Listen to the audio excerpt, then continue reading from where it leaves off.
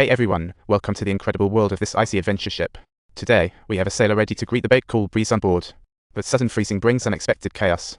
The crew immediately focused on the splashes, only to find themselves in panic among the shattered ice at a freezing -40 degrees. Sailors tossed the rescue rope like darts. But icy water said, no way. In 30 seconds, a joking friend vanished. The sailor chief's courage surged, ready to dive, but all knew it was just adding patches to icy waters. The crew kept a keen eye on the spot, with broken ice covering the surface like a potty gone wrong. The frigid waters devoured every fallen sailor. In just 30 seconds, that buddy vanished like a lost pencil. The sailor chief decided to dive in, but everyone knew it was just taking on the heavy moral duty of another life. Elsewhere, a bleeding crew member looked pale, with lips darkening. Symptoms hint at scurvy, yet oddly, they get ample delicious breakfast daily.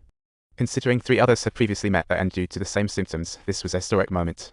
They hid their illness to avoid bothering the captain, only for loyalty and bravery to turn at most just a line of small text in the ship's log, preserved only to give future generations a good. Now the Terror and Phantom were stuck near the Arctic Circle, but the dogs on board were barking like they sensed a whiff of death. That night, the sick crew member suddenly worsened, and I remember once seeing a mysterious wizard by the bed. Maybe it was the Ice Queen arriving.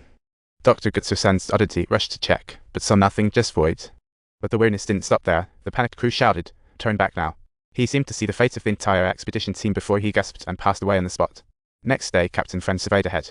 Ice not fully frozen, temp down 20 degrees. Risky entry might trap them in the fridge. On the other hand, Captain John was organizing the repairs for the propeller. If he just cleared the ice block stuck in the blades, the expedition team could set sail. However, no one had dared to dive into the Arctic ice gorge before. This sailor, who fell overboard yesterday, was frozen solid like a popsicle in just 30 seconds. The sailor wrapped himself in layers of wool, ready to face life and death challenges, donning a heavy diving suit, looking just like a heavy. The sailor said if he pulls the rope once, he needs to go down, twice indicates it's tangled. If he pulls 3 times, that would mean he might be grappling with invisible enemies. After giving the briefing, he donned the helmet and prepared to dive, marking the first human visit to the mysteries beneath the Arctic ice. The dark Arctic seabed had the sailor cautiously scanning, ensuring no dangers before moving on. He began using the ice pick to knock out the stuck ice blocks, but just as he finished his task and prepared to return, he felt something was watching him, scaring the sailor to his core. Such a bizarre scene left even the sailor chief rattled. After getting back on board, he downed strong liquor to calm his nerves. The sailor chief didn't mention ghosts, explaining the propeller by saying, "I just got too nervous." Now the propeller was bent. While they could still sail, the power had definitely taken a hit. Engineers estimated the engine efficiency was down to half. The ice sculptures on the surface had become increasingly fascinating. However, even if the ship managed to move, there was no time to reach safety due to the phenomenon of shifting days appearing days. It hinted this winter would be colder than ever. At this moment, the options were either take a longer route or concentrate resources on the Terror for the exploration to continue, but Captain John firmly rejected that. For this expedition, he had poured his heart and soul, even risking it all for the sake of having the most advanced ice-breaking technology. Before departing, he even said a fervent prayer to God, but he was a man who disregarded the lives of his crew, foolishly believing God would grant him good fortune. However, the other leaders on board admired Captain John, and they ultimately decided to proceed with the original ice-breaking. Before leaving, Captain John skillfully held a funeral, but the rope snapped unexpectedly during burial. The steady casket unexpectedly opened, revealing the deceased's pale face, foreshadowing the expedition's unhappy future. But losing 1 or 2 sailors was just a part of life for Captain John. After finishing his motivational speech, the fleet officially set sail.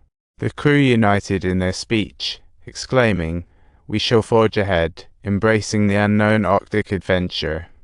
However, they had not anticipated that the courage they possessed before embarking on the adventure might swiftly transform into grueling life and death tests.